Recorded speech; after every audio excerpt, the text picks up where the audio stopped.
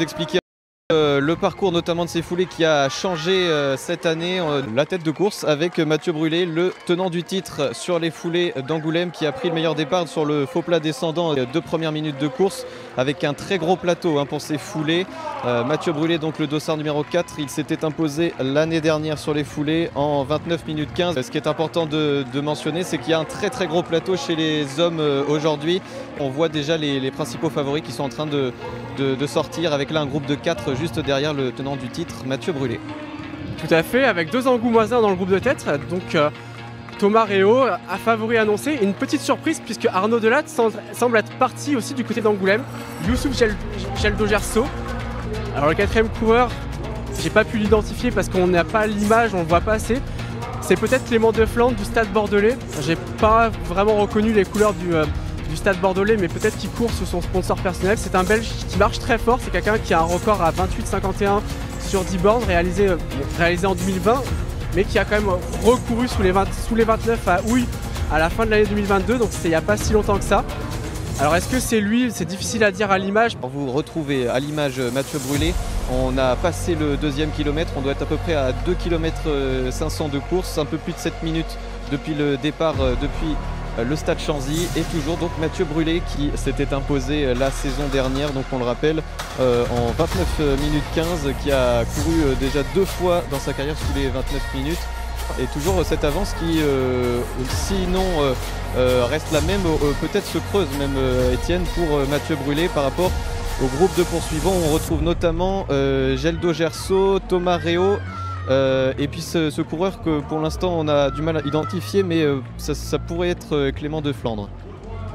Il me semble reconnaître un dossard 3 qui pourrait correspondre justement au coureur du Stade Bordelais, au Belge du Stade Bordelais.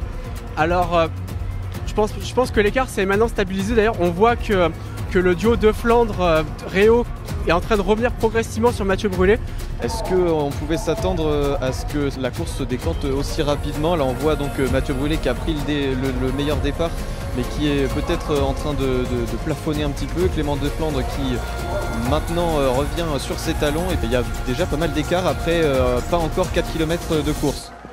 Maintenant c'est vrai que ce départ en faux plat descendant, malgré toute l'expérience que peut avoir Mathieu, qui connaît le parcours, qui a déjà gagné ici l'année dernière, on peut se faire piéger, on peut partir plus vite que ce qu'on aurait dû partir.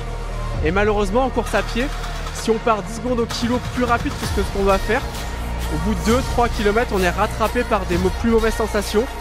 On le voit, Clément Deflandre a fait la jonction. Pour l'instant Mathieu Brulé s'accroche parfaitement, les deux sont de front, mènent la course, alors qu'il y a une ambiance de folie même sur la ligne d'arrivée.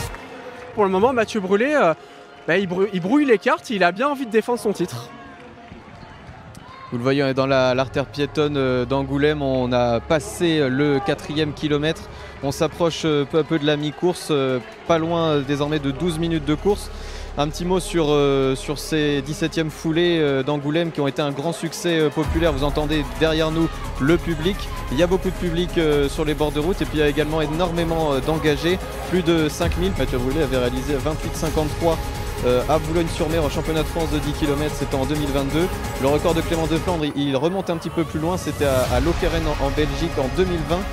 Vous voyez les coureurs qui passent au ravitaillement, et Clément Deflandre et Mathieu Brulé, donc ils sont toujours en train d'ouvrir la course. Oui, j'ai l'impression que malheureusement Thomas Réau ne pourra pas jouer la gagne aujourd'hui. Il y aura une remontée de la rue de Bordeaux qui dure 500-600 mètres. Alors c'est pas le Tourmalet, mais c'est 2-3% de moyenne qui peuvent vite casser les pattes. On a quand même affaire à 2 très grands coureurs qui ont l'habitude, qui ont une certaine gestion de leur rythme, qui savent ne pas partir trop vite, ne pas s'emballer, ne pas accélérer non plus trop fort dans une course, donc ils gèrent parfaitement leur allure. On peut présumer qu'on se dirige tranquillement vers une bataille à 2 pour la victoire, du moins chez les hommes. La course avec donc Mathieu Brulé en rouge que vous voyez à l'écran, qui avait pris le meilleur départ, le tenant du titre de ces foulées d'Angoulême. Il a le dossard 4, et en bleu vous retrouvez Clément Deflandre, l'athlète belge, qui l'a rattrapé au niveau de la place Victor Hugo. On avait atteint environ le 3e kilomètre. Les deux coureurs qui se lancent désormais dans la descente, ils vont approcher de la colonne et du kilomètre 6. Ce qui nous intéresse aussi, c'est de voir si il y a des poursuivants qui s'approchent, mais a priori Thomas Réau, qui était le 3e homme depuis quelques minutes, perd de la distance et donc toujours ces deux hommes qui ouvrent la course dans cette descente. Clément de Flandre et Mathieu Brulé. Un petit mot, Étienne, sur les conditions qui pour l'instant tiennent, pas de pluie et peu de vent. Pour l'instant, on avait peur à un moment d'avoir pas mal de vent, mais finalement ça ne devrait pas bousculer la fin de course. On sait qu'il y a une grosse remontée, quasiment une ligne droite sur 2 km pour remonter vers la Charente. Et c'est vrai que j'ai eu l'occasion de la reconnaître hier à vélo certes, mais pas à pied, mais il y avait gros vent de face dans la remontée de la rue de Bordeaux et ça aurait placé devant. Il m'impressionne moi Mathieu Brulé parce qu'il était parti vraiment très fort. Il avait tout de suite creusé un écart de 5-10 secondes, donc ça veut dire qu'il était parti sur le premier kilomètre 5 à 10 secondes plus vite que son concurrent Clément de Flandre qui est avec lui. Ça aurait pu lui rester dans les jambes, mais pour le moment les kilomètres passent, le temps passe et il est toujours là. Et c'est même lui qui mène la danse et qui revient imposer son rythme à son concurrent. Et donc les deux hommes qui vont désormais entamer ce retour vers la Charente, vers l'Échelle Magélis, le nouveau théâtre d'arrivée des foulées d'Angoulême. On vous rappelle aussi, il y a un peu plus d'un quart d'heure maintenant, l'arrivée du 5 km qui a été remporté par Ashraf Aban. On finit avec cette partie dure de remontée, ils vont pouvoir se relancer. Ils font toujours course commune, donc le scénario d'un sprint, Mathieu Brulé qui, on le rappelle, avait pris un départ très rapide, mais qui ne le paye pas. On est à 20 minutes de course, plus de 7 km. Il fait aussi moins chaud que ce qu'on pouvait le craindre. De base, météo annonçait 27-28 degrés au plus chaud de l'après-midi. Mathieu Brulé, c'est lui qui a pris le meilleur départ dès le faux plat descendant après le départ de Chanzy. Eh bien, il avait pris quelques dizaines de mètres d'avance. Il les a conservés par rapport à tous ses poursuivants, sauf Clément de Flandre, l'athlète belge, qui est revenu sur ses talons. Ils se relaient d'ailleurs tous les deux. Une très belle ligne droite sur cette rue des Papetiers auprès d'Échelle Magélis. Et donc les deux coureurs qui vont approcher maintenant des 2 derniers kilomètres après maintenant 23 minutes de course, tour des 35 minutes. Attention peut-être à un moment important de cette course puisque Clément de Flandre fait peut-être le forcing par rapport à Mathieu Brulé, Étienne. Peut-être que le coureur de l'AS Saint-Junien est en train de coincer petit à petit face à l'adversaire du Stade Bordelais, le Belge, qui était un des grands favoris de la course au départ. Mathieu Brulé, j'ai l'impression qu'il semble pouvoir tamponner pour le moment parfaitement l'attaque du Bordelais. Il reste dans sa foulée, il tient bien, il est vraiment très solide, le coureur de l'AS Saint-Junien, le tenant du titre, on le rappelle. Mais il y a toujours cet écart d'1 mètre, 2 mètres et difficile de lire sur les visages. Pour l'instant, Clément de Flandre semble afficher une sérénité vraiment impressionnante au vu de l'effort fourni. Mathieu Brulé semble être un peu plus marqué, mais encore une fois, ce n'est que des visages et parfois, on peut aussi avoir des surprises. Voilà, ça y est, les coureurs en ont fini avec ce faux plat descendant. Il y a quelques secondes, Mathieu Brulé avait laissé croire qu'il avait perdu un petit peu d'énergie et qu'il commençait un petit peu à piocher. Il avait laissé quelques mètres et finalement, vous voyez, il reprend. Il se met épaule contre épaule avec Clément de Flandre. Il va peut-être même lui passer un relais, lui montrer en tout cas qu'il est présent, qu'il est à ses côtés pour aller attaquer ce dernier kilomètre. On s'approche de la Charente qu'on va traverser dans quelques instants avant de bifurquer vers la droite et se diriger vers le dernier kilomètre. Vous voyez la flamme rouge, le virage à droite et on va s'approcher maintenant d'Échelle Magélis qui sont le nouveau théâtre de l'arrivée des foulées d'Angoulême avec ces deux hommes en tête. Mathieu Brulé, donc l'athlète que vous voyez en rouge, casquette blanche, qui a remporté les foulées l'année dernière avec un chrono de 29 minutes 15. C'était le record sur l'ancien parcours des foulées qui s'achevait au stade Léonide Lacroix.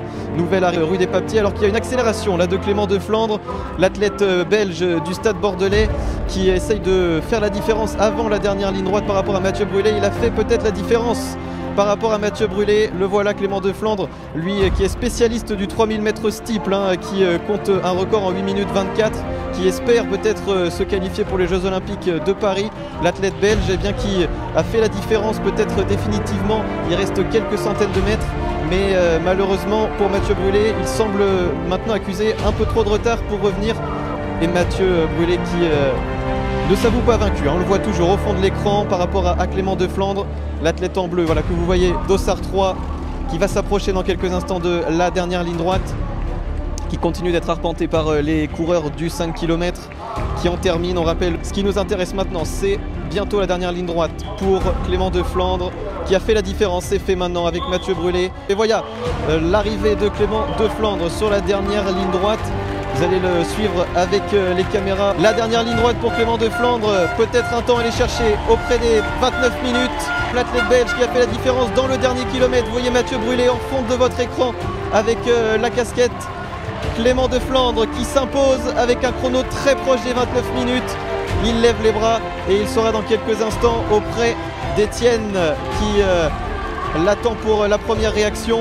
On va suivre surtout l'arrivée de Mathieu Brulé, voilà le tenant du titre qui montre le maillot, qui a réalisé une superbe course, un super départ, qui a tenu jusqu'au dernier kilomètre et qui a craqué malheureusement dans les derniers hectomètres. Thomas Réau, le sociétaire du G2A, qui est là en 3e position. Il va aller s'adjuger le podium en moins de 30 minutes. 3 coureurs près des 29 minutes.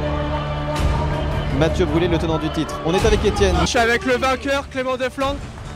Un mot sur ta course, Clément, ça s'est décidé vraiment dans les 2 derniers kilomètres, ça a été intense jusqu'au bout. Ouais, celui qui finit 2e est parti très vite, donc j'ai essayé de temporiser. Je crois que le 3e ou 4e kilomètre, on fait moins de 2,40, donc c'était vraiment des montagnes russes. Et puis après j'ai essayé de garder un peu d'énergie pour la fin et dommage qu'il manque 5 secondes pour le sub 29. Et voilà, c'est déjà ça. Qu'est-ce que tu t'es dit justement quand Mathieu Brulé est parti aussi fort dans le premier kilomètre? Est-ce que tu t'es dit que ça allait être dur ou au contraire que tu allais pouvoir le rattraper un peu plus tard? Je sais pas, je connais pas trop les concurrents ici, parce que moi je viens de Belgique. Mais voilà, j'ai essayé de rester calme et c'était quand même compliqué parce que on variait les allures entre 2,40 et 3,05, donc c'était vraiment comme un fartlek. C'est la première fois que tu venais à Angoulême. Un mot sur le parcours, un mot sur l'ambiance. Est-ce que ça t'a plu ce que tu as fait aujourd'hui? Le parcours est très compliqué et l'ambiance est vraiment exceptionnelle, donc ça motive. Ok, merci beaucoup.